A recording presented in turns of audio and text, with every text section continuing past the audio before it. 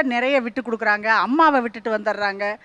மனசுக்குள்ளே இருந்தாலும் மனைவியை வச்சு அந்த குடும்பத்தை ஓட்டணுங்கிறதுக்காக வர்றாங்க.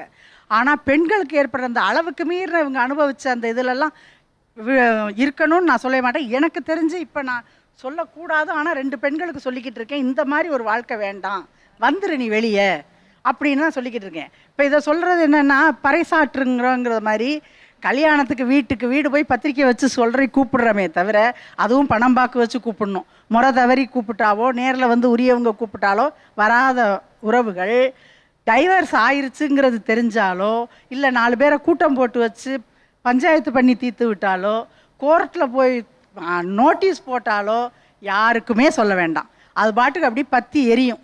ஏன்னா இது எதுவும் அவங்கவுங்களுக்கு சேர்ந்துருச்சான், கல்யாணம் ஆயிடுச்சான் இந்த பையனுக்கோ பொண்ணுக்கோங்கிறது அவங்களுக்குள்ள பிரச்சனையா அப்பாங்கிறது வரையும் எப்படி தெரியுமோ சொந்தங்களுக்கு எல்லாருக்கும் தெரியும்.